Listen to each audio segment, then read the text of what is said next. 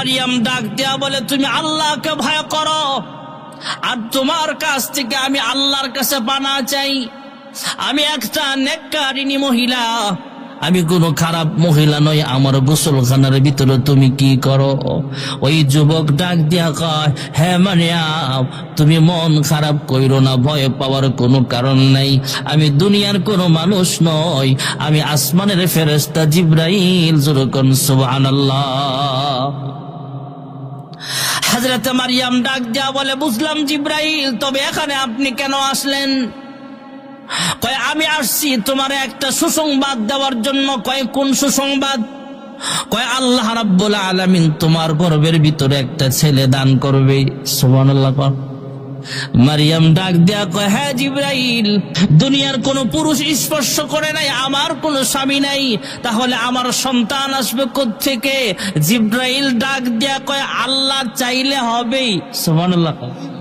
আর তুমি মানা করলেও হবে না, তুমি বাধা দিলেও হবে না, আল্লাহর পক্ষ থেকে ফয়সালা হয়ে গেছে। হ্যাঁ মারিয়াম, তোমার গর্ভে আল্লাহ তাআলা ঈসা আলাইহিস সালামকে পাঠাবেন। হা করো। হযরতে মারিয়াম হা করলেন। জিবরাইল দূর থেকে একটা ফুঁক দিয়া দিলেন, গর্ভে ঈসা নবী চলে আসছে। যেরকম সুবহানাল্লাহ। হযরতে ঈসা আলাইহিস সালাম দুনিয়াতে আসবেন। মা মারিয়াম আশ্চর্য হয়ে গেলেন, কেমনে সামলাবো? মানুষ তো আমাকে খারাপ বলবে। জিবরাইল বলেন, তোমার নিরাপত্তা দেওয়ার দায়িত্ব আল্লাহ তাআলার, তুমি কোনো পেরেশান হবা না। হযরতে মারিয়াম আলাইহিস সালাম যখন সামনে গেলেন, মানুষের সামনে গেলেন, আল্লাহ তাআলা আগে শিখায়া দিলেন। হযরতে মারিয়াম বললেন, ইন্নী নাযারতু লির-রহমানি সাওমা, আমি রোজা রাখছি, মান্নতের রোজা, আল্লাহর কাছে মান্নত মেনেছিলাম। তোমরা আমাকে অপবাদ দিও না, আমার সাথে কথা বইলো না। এবার মানুষ ডাক দিয়া বলে, ইয়া উখতা হারুন মা কানা আবুকি ইমরা'a সাউইন ওয়া মা কানাত উম্মুকি বাগিয়া। ইয়া উখতা হারুন, হে হারুনের বোন। এখানে ঐতিহাসিকগণ লিখেছেন, হয়তো হযরতে মারিয়ামের হয়তো এক ভাই, আপন ভাই না হোক, চাচাতো ভাই বা মামাতো ভাই, একজন ভালো বুজুর্গ মানুষ এমন ছিল ভাই সম্পর্কে, তবে সে ছিল হারুন নামে নাম। হয়তো সেভাবে সম্বোধন করেছেন, আরে তোমার চাচাতো ভাই, খালাতো ভাই তো সেও তো ভালো মানুষ ছিল, তোমার আব্বা ইমরান তো ভালো মানুষ, তোমার মা হান্না তো ভালো মানুষ। অথবা ইয়া উখতা হারুন দ্বারা লিখেছেন, হয়তো হযরত হারুন আলাইহিস সালামের বংশের মহিলা ছিলেন উনি। সুবহানাল্লাহ বলেন। যেইভাবে হোক, ওনার ভাই হারুন হোক, ওনার আত্মীয়র ভিতরে হয়তো কোনো ভাইয়ের নাম হারুন ছিল, অথবা হারুন নবীর কথা বলেছেন।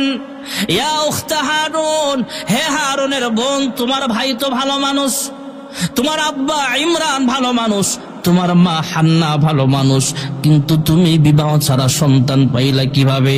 ফাআশারাত ইলাইহি, হযরতে মা মারিয়াম ইশারা দিলেন, আমার সাথে কথা বলার দরকার নাই, আমি রোজা রাখছি, যা বলবার এই কোলের শিশু বাচ্চার সাথে বলো। যেরকম সুবহানাল্লাহ। قالوا كيف نكلم من كان في المهد صبيا। লোকজন আরো খেয়ে গেল, আরো আশ্চর্য হলো। হে মারিয়াম, তুমি রোজা রাখছো ভালো কথা, আর তুমি বলতেছো তোমার কোলের শিশু বাচ্চার সাথে আমরা কথা বলতাম। ঐতিহাসিকগণ লিখেন, এই ঈসা রূহুল্লাহ কোলের শিশু বাচ্চাটা হয়তো 2.5 দিনের বাচ্চা ছিল, কেউ লিখছে 4 দিনের শিশু বাচ্চা, আবার কেউ লিখেছেন 40 দিনের শিশু বাচ্চা। কোলের শিশু, দুধের বাচ্চা স্বাভাবিকভাবে কথা বলতে পারে না, উনি কোলের মধ্যে চুপ করে বসা আছেন। হযরতে মা মারিয়াম ইশারা দিয়া বললেন, ফাআশারাত ইলাইহি, ইশারা দিলেন, তোমরা কথা বলতে চাইলে কোলের শিশুর সাথে কথা বলো।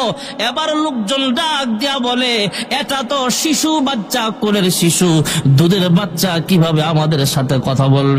এতক্ষণ চুপ ছিলেন, যখন লোকজন ডাক দিয়া কয় কোলের শিশু বাচ্চা কেমনে কথা বলবে, এবার আঙ্গুল লড়ায়া লড়ায়া শিশু বাচ্চার জবান আল্লাহ খুলে দিলেন। তিনি ডাক দিয়া বলে, কোলের শিশু বাচ্চা কথা বলে, ক্বালা ইন্নী আবদুল্লাহ, আমি আল্লাহর বান্দা। সুবহানাল্লাহ বলেন।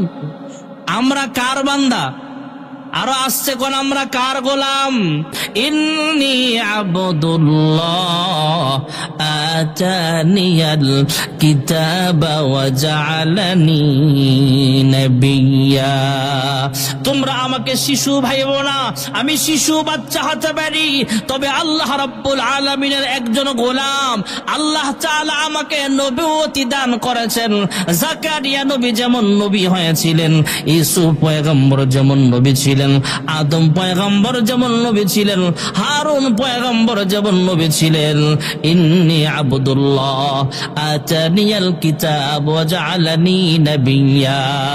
আল্লাহ তাআলা আমাকে নবুয়তি প্রদান করেছেন, নবী বানিয়েছেন। এখানেই শেষ নয়, মহান আল্লাহ তাআলা আমাকে আসমানি কিতাব দিয়েছেন। জোরে কোন সুবহানাল্লাহ। আসমানি 104টা কিতাবের মধ্যে প্রসিদ্ধ কিতাব হলো 4টা, এর মধ্যে একটা হলো ইনজিল। হযরত ঈসা আলাইহিস সালামকে আল্লাহ তাআলা ইনজিল শরীফ দান করেছেন। সুবহানাল্লাহ বলেন। হযরত ঈসা পয়গম্বর আরো জানায় দিলেন, আমি একটা বরকতি নবী, আমি যেখানে যাব সেখানে বরকত নাজিল হবে। আমাকে আল্লাহ বলেছেন নামাজ কায়েম করার জন্য, আমাকে আল্লাহ বলেছেন যাকাত প্রতিষ্ঠা করার জন্য, আমাকে আল্লাহ বলেছেন পিতা মাতার খেদমত করার জন্য। হযরত ঈসা আলাইহিস সালাম কোলের শিশু বাচ্চা হয়েও জানায়া দিলেন, আমাকে আল্লাহ তাআলা কিতাব দিয়েছেন, আসমানি কিতাব ইনজিল শরীফ। আমারে আল্লাহ তাআলা নবুয়তি প্রদান করেছেন, তোমরা নামাজ কায়েম করো, যাকাত প্রতিষ্ঠা করো, পিতা মাতার খেদমত করো। আর আমি একজন বরকতি নবী, আমি যেখানে যাব সেখানে আল্লাহ তাআলা বরকত নাজিল করবেন। সুবহানাল্লাহ। হযরত ঈসা আলাইহিস সালামকে আল্লাহ রাব্বুল আলামিন অনেক মুজিজা দান করেছিলেন। হযরত ঈসা পয়গম্বর হাজার হাজার বছর আগের পুরাতন কোন কবরের সামনে যখন দাঁড়ায় যাইতেন, কবরের সামনে দাঁড়ায় যখন বলতেন কুম বিইذনিল্লাহ, এ কবরে কে আসো, আল্লাহর হুকুমে দাঁড়ায় যাও। হাজার বছর আগের কবরস্থানের কবরের বাসিন্দাও কবর থেকে জীবিত হয়ে সামনে সালাম দিয়া দিত। সুবহানাল্লাহ। আল্লাহ তাআলা হযরতে মারইয়ামের আলোচনা এনেছেন। ঈসা নবীর কথা বলতে গেলে মারইয়ামের আলোচনা চলে আসে। হযরতে মারইয়ামকে আল্লাহ তাআলা অনেক সাহায্য করেছেন, অনেক নুসরত করেছেন, দুনিয়াবি থেকে আল্লাহ হেফাজত করেছেন। আল্লাহ তাআলা ঈসা আলাইহিস সালামকে দান করেছেন। ওই যে আলে ইমরানের স্ত্রী হান্না দোয়া করছিল, আল্লাহ আমার একটা সন্তান দাও, আমি মসজিদের খাদেম বানাবো, আমি মসজিদের গোলাম বানাবো, তোমার গোলাম বানাবো। আল্লাহ দোয়া কবুল করছেন, এক্সট্রা আরো বানায়া আল্লাহ তাআলা তাকে সম্মানিত করেছেন। লাইসা যাকারু কাল উনসা, আল্লাহ জানায়া দিলেন তোমার মেয়ে হইছে, মন খারাপ কইরো না, আমি আল্লাহ অনেক পুরুষের চাইতেও তাকে আমি আল্লাহ সম্মানিত বানাবো। আল্লাহ তো তাকে সম্মানিত বানিয়েছেন।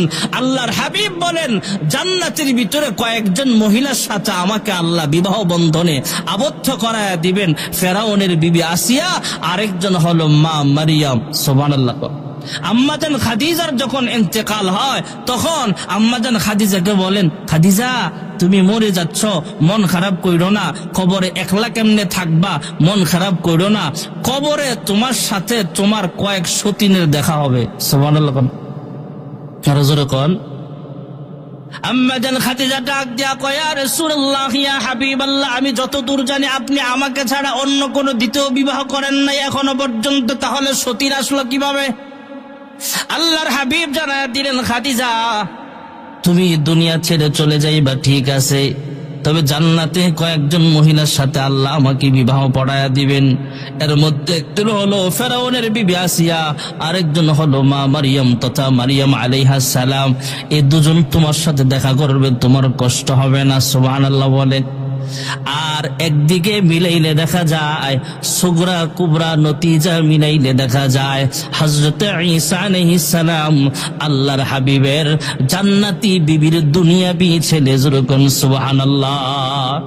ঈসা আলাইহিস সালামকে আল্লাহ তাআলা অনেক মুজিজা দান করেছেন। এর মধ্যে একটা মুজিজা হলো কুম বিইজনিল্লাহ, মরা মানুষ জিন্দা করা। সুবহানাল্লাহ। কোন মরা মানুষ জিন্দা কি ঈসা নবীর হুকুমে না আল্লাহর হুকুমে?